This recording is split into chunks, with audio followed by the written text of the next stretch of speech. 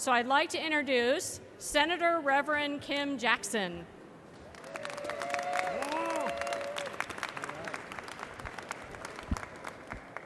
Well, good afternoon.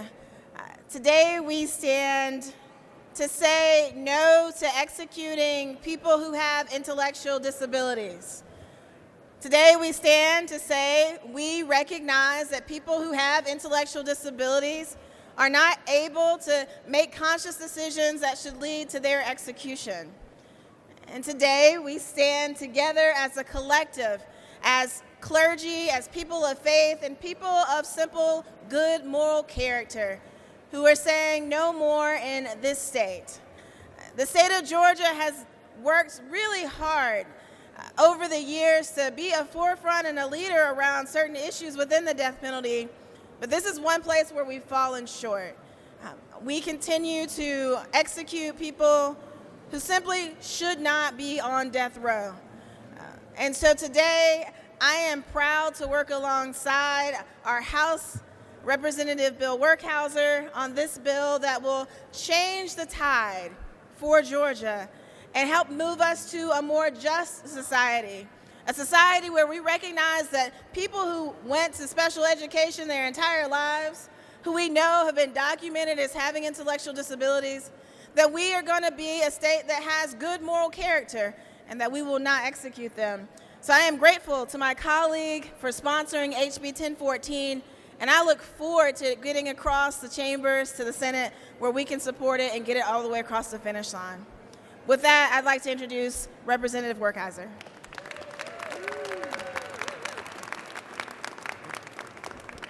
Thank you, Senator Kim, and thank you for those, all those folks behind me who have traveled and come to our Capitol to advocate.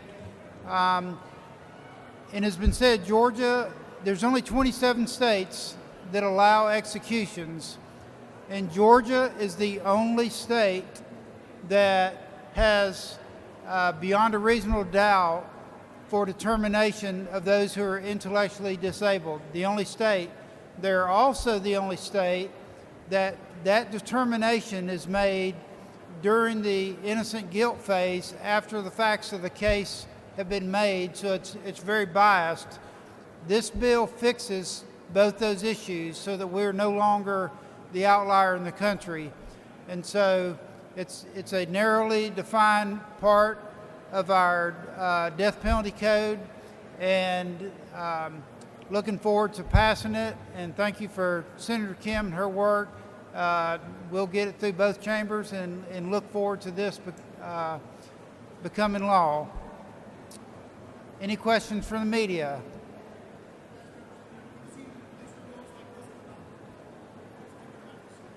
The difference in this bill, and thank you, we have had bills in the past that have been total repeals of the death penalty. This is not that.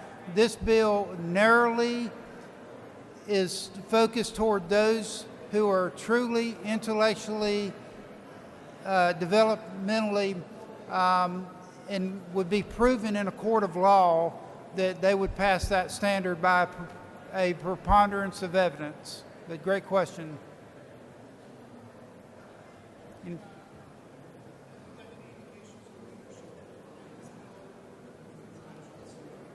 This bill was actually given to me by leadership, so yes. So that's the exciting part. I think we've got a good headway.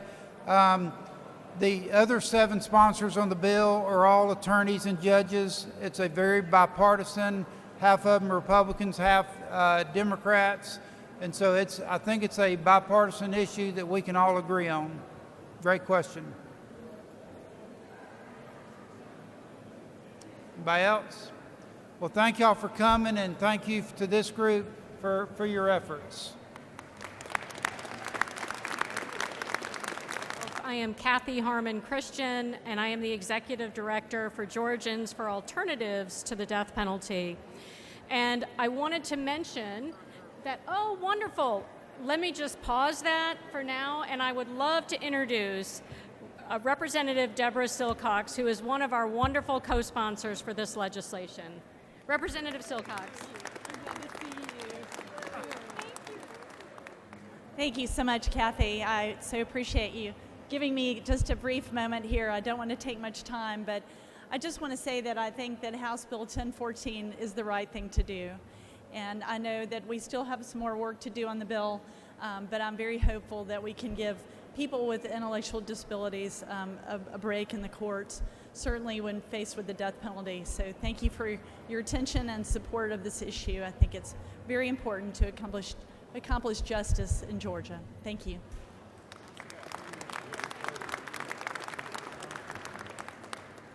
And we will also want to leave time if any of the other co-sponsors are able to come. But I did want to draw your attention to this one pager, and we're happy to share that so you can look more into the legislation. And I wanted to also draw your attention to two of the logos on the piece of paper, and that's from the New Disabled South. We have the disabled community with us on this legislation, and we also have conservatives concerned about the death penalty with us. So there's a broad consortium of people who are supporting this legislation. And now I would like to turn to some of our faith leaders to speak about their support for this bill. May I introduce, let's start with Ms. Joya Aaron Thornton, please. Thank you, Kathy. Good morning, everyone. I want to send a special thank you to Senator Kim Jackson, our sponsors, Representative Werkheiser, and also Representative Silcox. Thank you so much for believing in this bill. This is something we've been trying to do for a very, very long time. I am Joya Aaron Thornton. I am the Executive Director of the Faith Leaders of Color Coalition, or FLOC. As one of the national partners on this effort, I can't say thank you enough to our partners and also all of the supporters behind me for this bill. Faith leaders matter.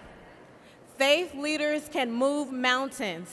I urge policy leaders to continue to engage faith leaders in the participatory policy processes that are needed to make this country and this state more equitable. Thank you, Kathy.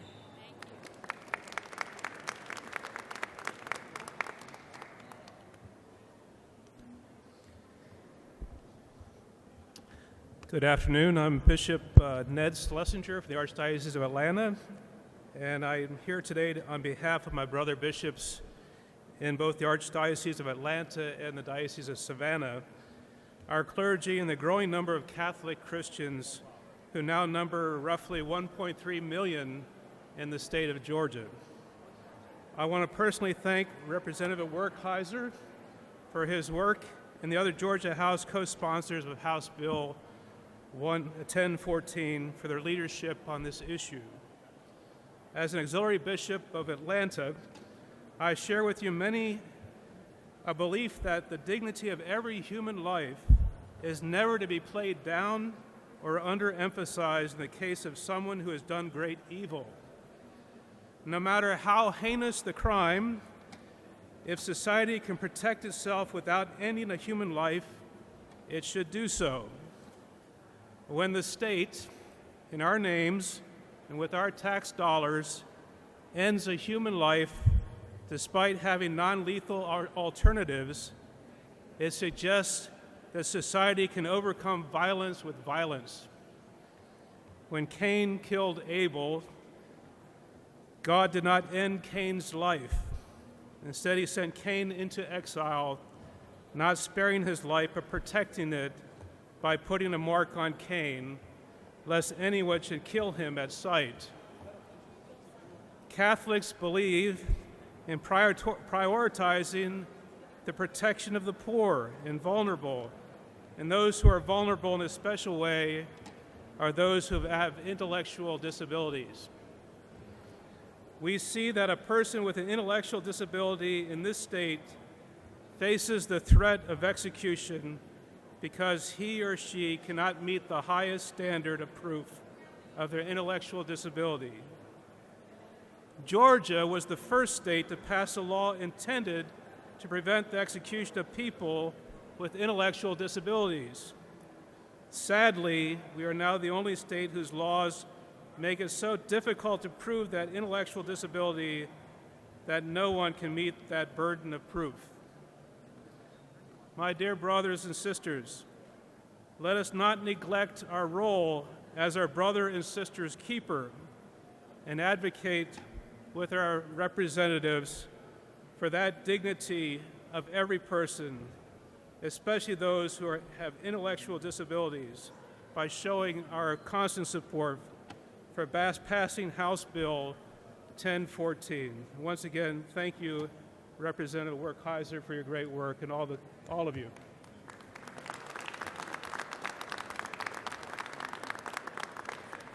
Thank you, Bishop Ned. And I would like to now introduce another one of our wonderful co-sponsors, Representative Matt Reeves. Well, you want to say anything? Okay. All right. Yeah, come on. I am honored to support this good bill. I appreciate Chairman Werkheiser, Representative Silcox, and the faith community for working hard on this issue for many years. In addition to the moral concerns that were expressed eloquently, my reason for being involved in this bill is there are some U.S. Supreme Court warnings on this issue that we need to clean up here in Georgia. So I am proud to support this bill to make sure that we fully comply with the U.S. Supreme Court, the highest court in the land. Thank you.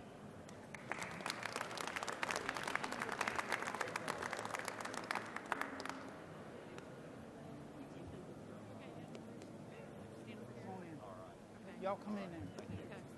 We're just going to do another picture now. We got everybody here. All right, we're going to try not to be in front of you. Let me stand with, get all the legislators together. There we go. Thank you. Hang on, Keenan's going to do one for us. You got your cover. Lynn's got the Lynn's cover.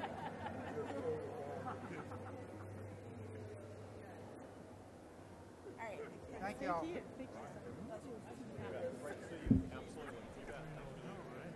Not done yet.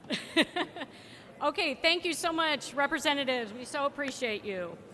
Now I'd also like to welcome Reverend John Vaughn, who will also speak in support of this legislation. There he is. Yes. To the representatives of this bill, thank you. This is the right thing to do, as has been said, and this is a step in the right direction. I bring you greetings on behalf of the historic Ebenezer Baptist Church and our senior pastor, the Reverend Dr. Raphael G. Warnock. So this is a step in the right direction. We're clear where we stand in relationship to the death penalty, for we worship a God of second chances and third chances and fourth chances, and we believe that transformation is possible. So we stand here in support of this as a good next step.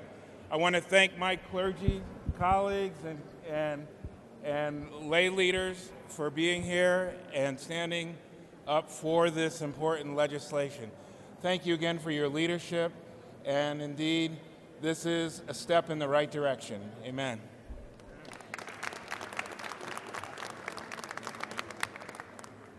Thank you so much, Pastor Vaughn. And now I'd like to introduce Reverend Carol Maddox.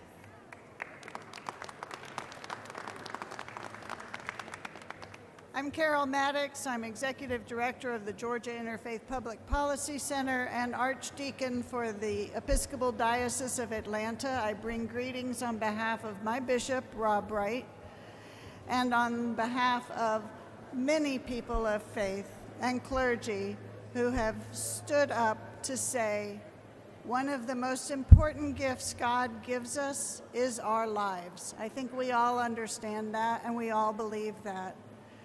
And one of the big responsibilities that come with that gift is the responsibility of taking care of the vulnerable, the children, and the disabled. We don't execute children, and we can't execute the disabled either. I thank you for all the clergy who have signed the Faith Leaders Letter.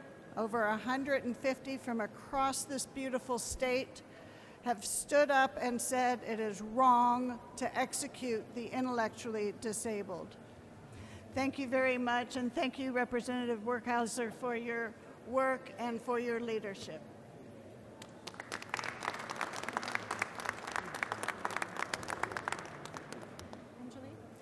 And now I'd like to introduce Emjolie Mendoza Waters from the Catholic Mobilizing Network. Good afternoon. My name is Emjolie Mendoza Waters, and I work at Catholic Mobilizing Network. We're a national Catholic organization to end the death penalty and promote restorative justice. I'm so grateful that Georgia was the first state to pass a law exempting people with intellectual disabilities from the death penalty. It made a statement that Georgia cared about the most vulnerable people in the community. However, because of the required highest standard of proof beyond a reasonable doubt, we know that the most vulnerable people were not protected. Georgia stands alone in the U.S. with this burden of proof. As a person of faith, and many of the people behind me are people of faith, we believe that every life is sacred, and we have the responsibility to protect the dignity of all people, especially those most vulnerable. The past 2 weeks, speakers who have been directly impacted by violence traveled all around the state to share their lives with Georgians. Many of them are behind here. It is so appropriate that the journey of hope is ending here at the Capitol.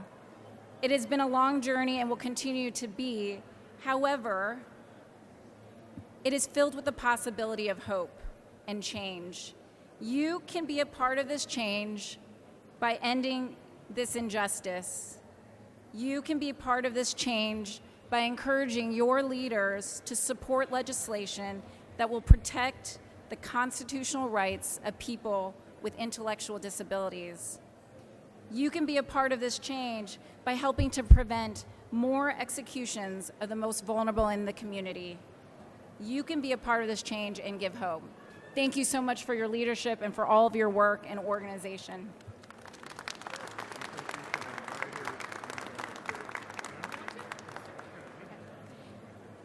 And one of my colleagues is here from Tennessee, who's been doing work there on intellectual disabilities and the death penalty. Rafia Muhammad McCormick, welcome. Thank you very much, Kathy.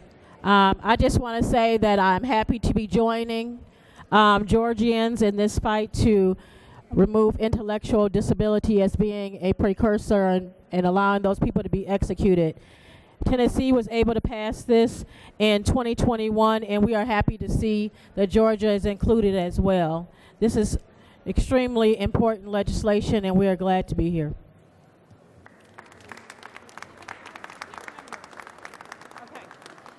All right, we're going to wind up now, and I just want to suggest you're welcome to join us for more lunch here in room 216. Please join us, have further conversation, and support House Bill 1014. Thank you so much.